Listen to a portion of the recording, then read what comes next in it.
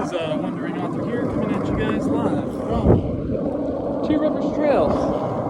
Today I want to talk to you guys about the 6-step process to buying a house. If you've never bought a home before, you're more than likely interested in what the process will entail, and it's broken down into about 6 steps. First is getting your pre-approval, which is like a letter that you get from the bank that says that you have your funding. 2 is finding a house and a realtor in order to work through the deal. 3 is making an offer on a home. 4 is getting an inspector and an appraisal if you're going to be using a government-backed loan. 5 is going to be getting your homeowner's insurance, and 6 is going to be the closing process, which involves your promissory note, the closing disclosure, as well as your title transfer.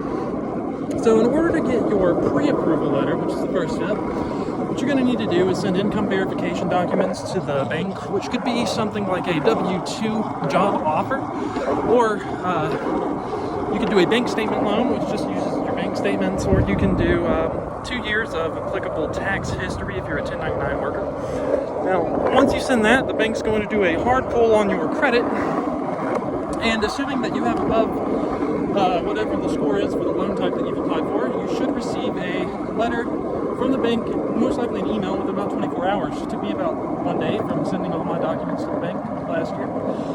2 is going to be finding a house, speaking to a realtor. What I did was real simple. I just looked on Zillow and Trulia and set prices for what was within my price range, which was $60,000 to $120,000. I drove to the houses myself, checked them out in person, and then I called the number that was on the sign out front of the homes.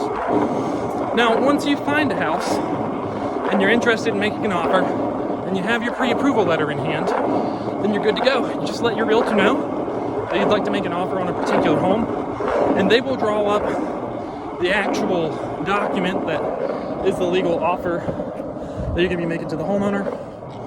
More than likely, the homeowner, whoever's selling the home, is going to come back at you with a counter offer, asking you to either lower the price, just speak with your realtor about whatever works best for you.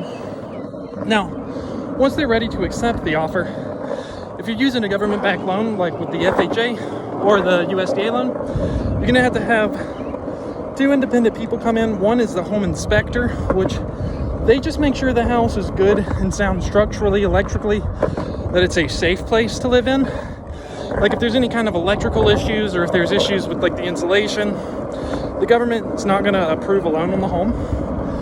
And then 2 is the home appraisal. Now the appraisal itself is a little different. It's not looking at the structural stability or the safety of the home.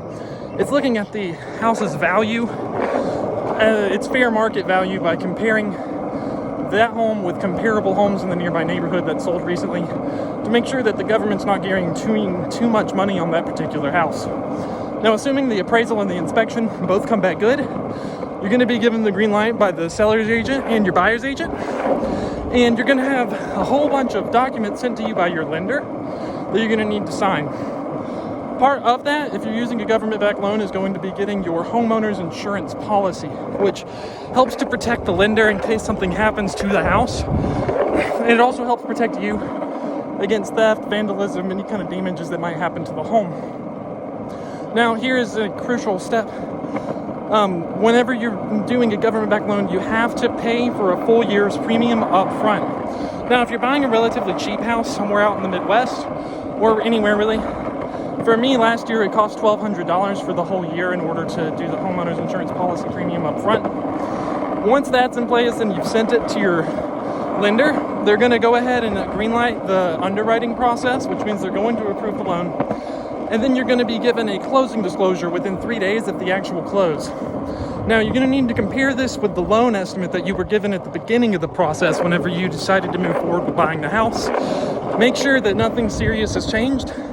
For example, you can check my blog post. The loan estimate that I was initially given said that it would cost $8,000 to close, but the actual closing disclosure ended up, it dropped down to about $3,200 in order, all in all. Now, once you do that, you're going to meet up with the closing agent, which is usually the seller's agent. More than likely, for me, it was at the title management office. You're going to sign a promissory note. You're going to sign the closing disclosure. You're going to give them a check for the money that you need that includes like the mortgage application, whatever other fees that you need to pay. And then you're going to pay for the title transfer itself. They're going to do the title search. They're going to legally move the title from the previous owner's name into your name. Once you've done all that, then you've bought a house for the first time. For me, from the time that I got the pre-approval letter, it took about 30 days, maybe 45 days. It was a little while ago. But by far, the most important step is getting the pre-approval letter if you're going to be using that type of financing to get the house. And all in all, it only took about about $3,200, like I said. And the total housing cost was $588 a month. If you want to look at my blog, I'll post a link down in the description. And you can view what some of these documents look like yourself, including the loan estimate and the uniform residential loan application, which is what all lenders use. But until then, remember to like, share, and subscribe. This is a Wandering Author reminding all you guys that we are the authors of our own lives. And I will see you guys next time.